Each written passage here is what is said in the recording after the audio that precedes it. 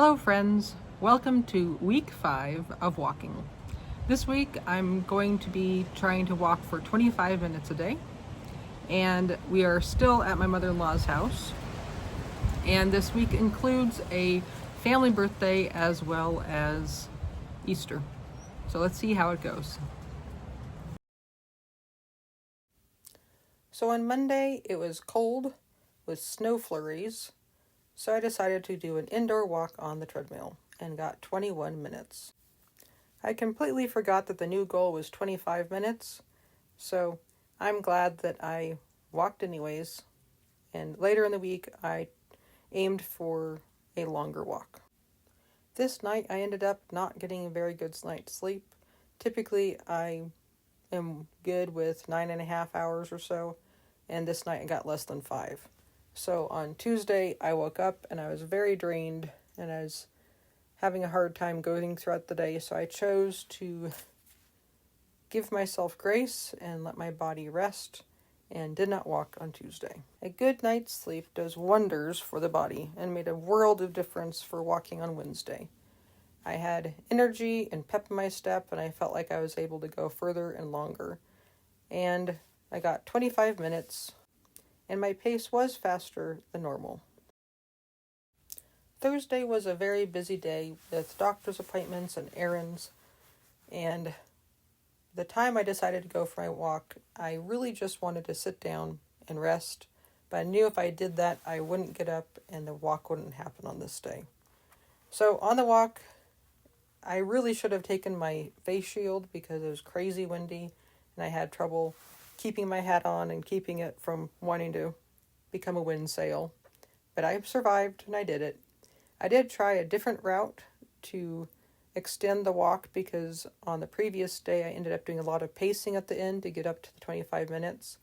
And this time I ended up overshooting it and I ended up getting 29 minutes instead. So this is the joy of learning a new neighborhood and a new walking time. Friday was Good Friday and was spent in lots of preparations for Easter, lots of grocery shopping, and by the time it came to go to church on Friday night, I realized I hadn't walked at all.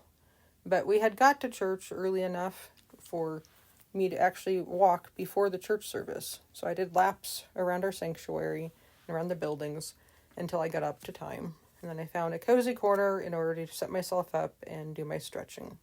So I was glad that I was able to get this done. And it was really a pleasant environment to walk in, climate controlled, flat surface. Believe it or not, that concludes my walking videos for this week, which means I did not walk Saturday or Sunday. Saturday was spent, my member basically said as soon as I woke up until the moment I decided it was time to go to bed, I was busy with Easter preparations. So there really wasn't time to go for a walk. I'm sure if I had put it in the very, very first thing in the morning, it would have gotten done.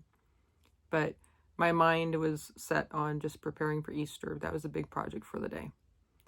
On Sunday, it was Easter, so it was full of getting up, going to church, coming back, preparing for Easter again, and then celebrating with family. And that didn't really end until, probably 9:30 at night, and then it was basically time to go to bed. So I have had some interesting thoughts about this video and this week and how to sum it up and conclusions to draw from and everything. I know on Tuesday it really was the right choice to not walk because my body was run down from not getting the sleep. And looking back on my notes and diaries, I did have some head pain starting, which could be the beginning of a migraine for me. So I didn't want to push anything. And on Easter, on Sunday, I actually did wake up with a migraine, and I ended up taking medication, and luckily, by the time things got going and up and going, it was gone and I was good. But by the end of Sunday night, I was completely spent. My body was done. It was exhausted. And in all honesty, I basically had an anxiety attack at bedtime. So looking back on it, I don't know, maybe walking would have helped me de-stress and decompress and take time for myself, and it might have helped. But then again, if I was already running on depleted energy and a depleted tank, then it might have made things worse. Just like pushing myself on Tuesday probably would have. But it's easy to look at this and go, this is a failure of a week. Is it even worth filming? Is it even worth sending out there and talking about it? But I do think it is, because in summary, on Monday I got 21 minutes, Tuesday I did not walk, Wednesday 25, Thursday 29, and Friday 25, for a total of 100 minutes walking this week, which is really, really good. This is the 5th week, and if you go back 6 weeks ago, I was getting nowhere near 100 minutes. So the idea that I walked when I was able is very encouraging to me. Obviously, I'd like to have it more consistent and not have gaps, but life is not always consistent. It's not always the same routine over and over again. And holidays come up and family time comes up, and as my husband says, family is not replaceable. So I look at it, and my conclusion is, as long as my goal is to continue moving and continue caring for my body, and the important part is that I'm not using this as a reason to stop and to say, I don't want to do this anymore, I'm a failure, or all the self-negative talk I can get myself into. I've come a long way in terms of my stamina. Looking back 5 weeks ago, the whole thing started with me. I walked 30 minutes for 2 days, and then I was spent. I couldn't do it anymore. And I'm not up to 30 minutes yet, but I'm consistently walking, this last week I did get up to 29 minutes, which is practically 30 minutes. And it was also interesting to see taking a break and coming back on fresh the next day, especially like that, taking a break on Tuesday and coming back on Wednesday, how much more refreshed and how much more energy and how much more joy I had walking on that next day. So I would like to have some sort of like a little rule, like people say, don't miss twice and that sort of thing. And I think it's a good idea, but in reality, I go back to, I want this to be a long time habit. I don't want this to be just a challenge I'm going to do and check off the list and say it's done and yay, and then go back to how I was before. I want this to be something that is just part of my life. And in order for that to happen, it needs to have flexibility to the things that are happening in my life and the stages my body's in and what's happening in the family life. Like here, being in a different home, being in a different routine, being in a different schedule. And I see it as a promising thing that I've been able to do it to some degree of regularity here in the midst of everything. So I know, looking back, yeah, I would have done things differently. I would have tried to do things differently, and trying to take it easier leading up to the holiday. And maybe I wouldn't have ended the night in exhaustion and having an anxiety attack over everything going on.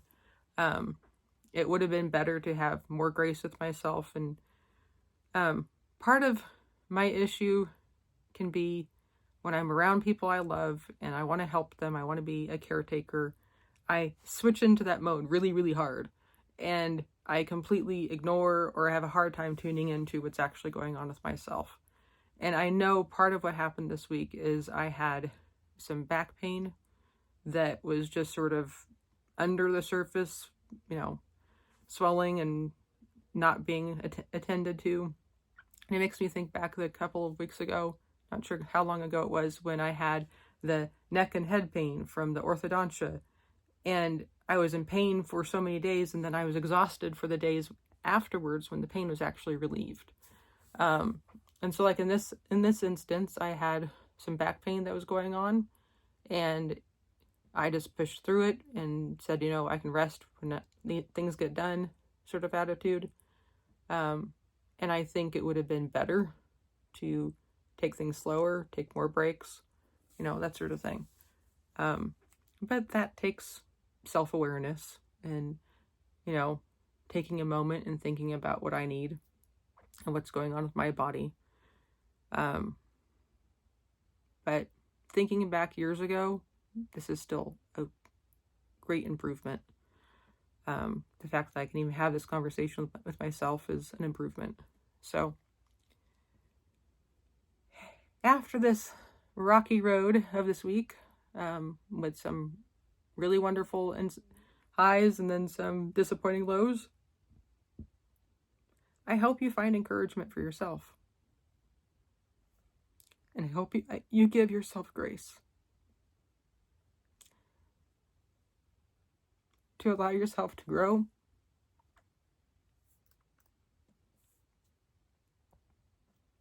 and to realize hard days are going to be there. But then sometimes a good night's sleep is all it takes.